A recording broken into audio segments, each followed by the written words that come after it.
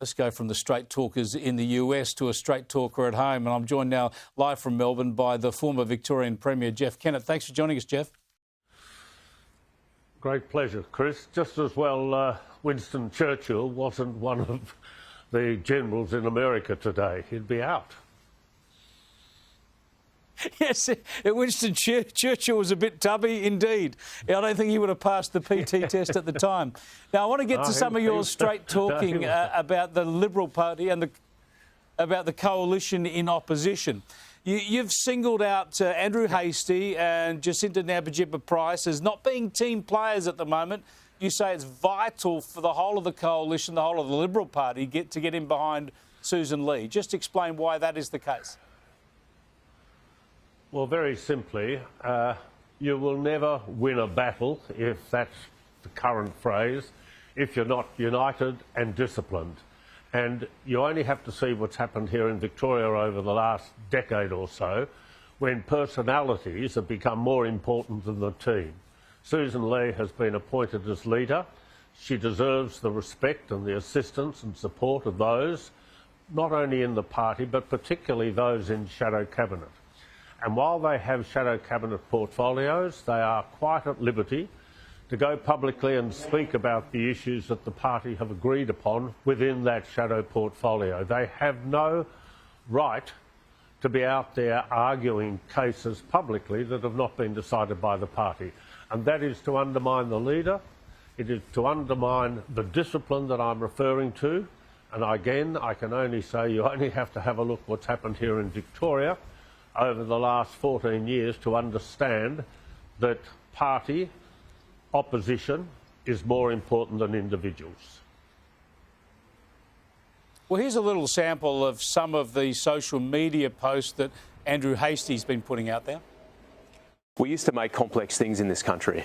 In fact, with cars, we used to say, race them on a Sunday, sell them on a Monday. And it wasn't just a slogan, it was a way of life. Competition drove innovation in our car industry. But that's all gone. Now, Jeff Kennett, this isn't really a policy pronouncement, is it? It's not really a policy announcement that's divergent from what the coalition is doing at the moment. He's just appealing to people's sense of Australian and Australian industry, isn't he? Well, he may be doing so, but he's probably picked the wrong example, because if you remember, the Button plan that was introduced under the Hawke-Keating era was designed to give we, consumers here in Australia, greater access to vehicles at a cheaper price. But one of the side effects of that was that it destroyed the car industry. We lost our heavy manufacturing industry. Now, we have a lot of small manufacturers, and that is good, but again, it's outside of his portfolio responsibility. You're either, Chris, in the team, or you're making comments, particularly on net zero, on which the party hasn't made a decision, and that undermines the leader and the party position of trying to get to a final policy position that they can all then advocate. So he knows what he's doing, Andrew. He's been a member of a very disciplined, elite military force. But he knows as well as I do that you can't have individuals, captains, leading their troops in different directions to the main body of soldiers. So Andrew, he says he's not undermining the leader. The very fact that he's saying these things is doing just that. You've got to work within the system. And if you can convince your colleagues that what you're saying and what you're believing in is right, then they'll all support you. But no one individual in the environment in which we live has all the answers. So you're either in the team or you stick to your portfolio and talk on that. Now, of course, as you mentioned, net zero is one policy area where Andrew Hastie has made it very clear that he's opposed to net zero, even though, of course, the coalition took net zero to the last election.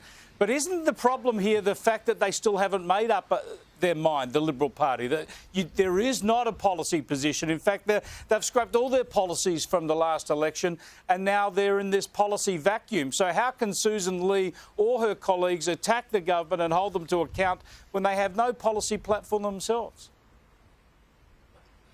Chris, it's only a few months since the election. Sussan is leading the party through a process to come to a position that they can all hopefully agree on. I'm not worried about the need to rush out today and tomorrow on every policy issue. You need to consider your position. So, for instance, I support climate change to the point that we are all better educated, and even though Australia only contributes 1.3% to the global emissions, we are better educated and we're doing things differently today than we were some years ago in the area of how we dispose of waste, etc. I don't think the short-term targets that the government have set, 2035, or net zero in 2050 are achievable. But that doesn't mean we, an opposition, shouldn't be insisting that the government stick to what they've said and do so without crippling industry and without lifting the energy costs to families. So there's a lot for us to fight on. And I do not think throwing the concept of net zero out the window today, which will be misinterpreted by so many people, particularly our young, that we're not interested in climate change. We're interested in climate change. We want to take our time to get to a position, and importantly, we don't want there to be costs imposed on industry and on family households.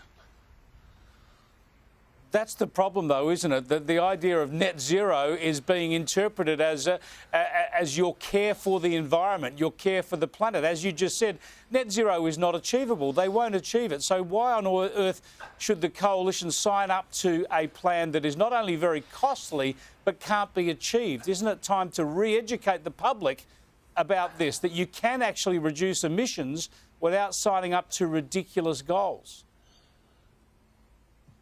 Chris, the reality is, my friend, there's nothing we can do in opposition in a meaningful way between now and the next election, right? Even if you change the policy, there's nothing you can do. The government has locked the policy in. They've locked in the short term. Let them work to try and achieve it. I don't believe they will. So it gives us the opportunity to say, yes, we're in favour of responsible behaviour in terms of climate change, but we're not in favour of the government in pursuit of their objectives adding greater costs to individuals, to family and industry. My goodness, that's a wonderful position to argue without throwing out the whole idea of net zero. In short, is Sussan Ley being undermined at the moment? You back her in to do the job? Oh, sorry, I just about fell over. I was so excited. Yes, I back her in to do the job. And what I like about her is she's not rushing in responding to media journalists on this issue, that policy, etc. She's working through a process. But when you have members of the party coming out, as Andrew has done, and sadly Jacinta did, without being prepared to endorse their leader, of course that's undermining their position.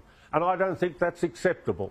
And I just ask them, please, have a look at what's happened in Victoria over the last 13, 14 years.